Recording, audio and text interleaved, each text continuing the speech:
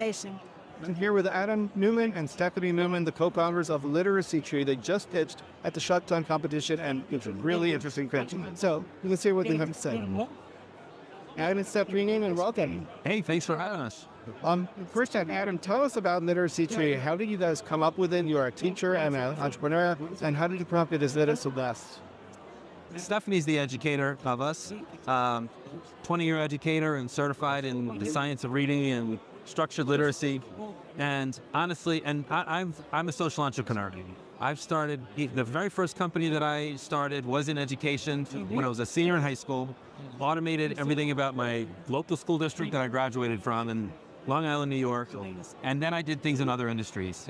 And honestly, ever since I lost my dad to cancer, I pivoted to social entrepreneurship. I wanted to build things that mattered, and I've done several of them. Some successes, some failures, some big, some small, and nothing has ever come close to this in terms of real impact, real human impact. We never, ever imagined that we would work together. Stephanie started teaching here in Queens, New York, with literally a childhood dream to teach just one child to read. And I was busy working on other startups, solving other social problems. And like I said, we never thought we'd work together until our own child, Zachary, was a mini. And that was the birth of Literacy Tree for us. We realized that we could partner our backgrounds and bring a unique model that wasn't being done out there really to the masses. Stephanie, tell us about the matter. You do services, you teach online, but that you train schools to be able to do high-quality teaching, science of reading based. Yeah, exactly. So we basically push into mostly Tier 2 instruction at schools. It's really helping with the teacher shortage and so many students who aren't reading on level. So we are working with them, assessing their students, determining where their gaps are, where we need to meet them to start filling in those gaps, and then bringing them a full grade level of literacy every 12 weeks.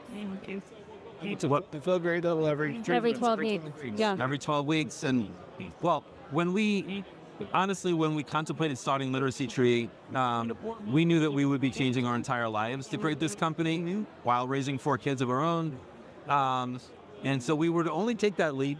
We told each other we would only take that leap if we could actually move the needle on the 70% literacy problem in the United States. Almost 70% of kids are not reading on grade level. And honestly, that is what pulls down everything else in education.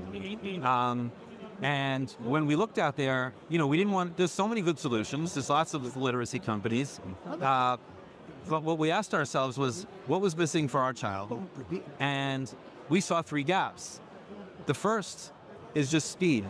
Kids that are grade levels below, they need to be able to close multiple gaps in a single school year, or they're just treading water to keep up. And so that's why, as Stephanie said, we teach live virtually, and we close a full grade level gap every 12 weeks so that a school can fit 3 of those cohorts in one academic year.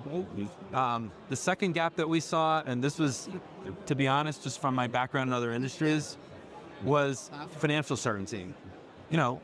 Schools, like everybody else, have a budget, so they need to know not just the time, but the cost to move kids up. And so we wanted to build a model that would let us guarantee both of those.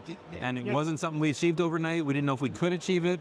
But after collecting efficacy data really for 3 years, we were able to introduce that financial guarantee. Yeah, and tell us how the financial guarantee works, or basically how basic. Yeah.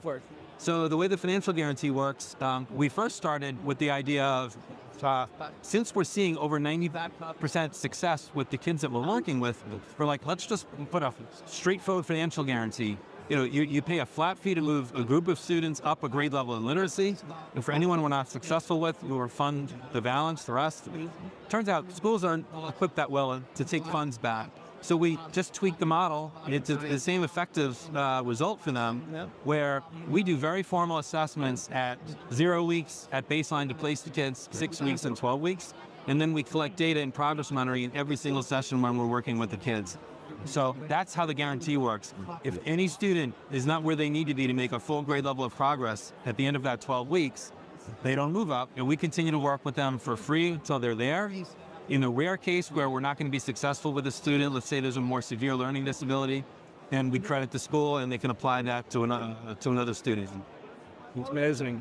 And one other really interesting aspect of your model is you provide services. You have science of reading experts, but you also provide training so that schools can continue the level of instruction and intervention. That's, I think, really interesting. And you do it using AI. It was one in your toolbox. Right. Tell us a little bit about that. Yeah, so we have, as you said, it's two models.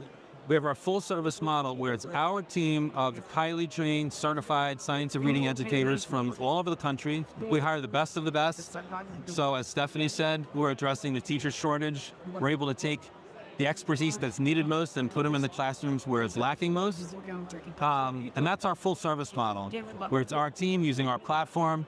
And that's why we're able to financially guarantee a great level of growth every 12 weeks. But what we've also created is our platform model, because ultimately schools need to be able to carry this forward on their own. And so that's why we've created AI coaching so that teachers can take the reins from us and do what we do at scale. And they're getting feedback about the implementation fidelity of their work, as well as the student outcomes and tips from the AI coach and Adam Pool. I couldn't really say it too much better than you just did, but well, there's lots of companies trying to point AI directly at the kids, and there's a place for it. But I have not seen it yet where that can guarantee a multiple grade level closure in a school year. Yeah. So we thought, well, we've got an interesting asset, which is thousands of hours of high-fidelity lessons that are that quick and that effective. Could we train an AI to grow and clone more teachers like our team? And so, yes, what our AI does is it ingests these lessons in near real time. It's privacy-focused, so it's anonymized and all that. But then it's comparing that lesson to our most stringent rubrics that we train our own teachers on of what are we looking for in this particular literacy skill set lesson from the teacher, from the student? And unlike what you can never do with human observers is this can look at every single lesson. And instead of giving the teacher, 50 things to think about for a couple months from now, it's giving them, here is the one single most impactful change that you can make tomorrow morning that's going to improve your fidelity, but also student outcomes. And they're able to see that side by side. And my fidelity went up. And oh look, the student outcomes went up in the same day. Yeah, so it's all database and happening at scale behind the scenes, anonymized way. It's really fascinating. Well, thank you.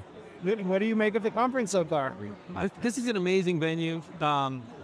Interestingly, when we first started Literacy Tree, we started B2C. So we were helping families all over. Before we knew it, Stephanie had students in all 50 states. And one day she came to me and said, we just put a pin in Alaska and Hawaii. And that was super exciting. But we got on a whiteboard a few years ago, and we're like, you know what? Something still doesn't feel right. And what didn't feel right was we knew to serve the kids that need this most, we needed to work through schools.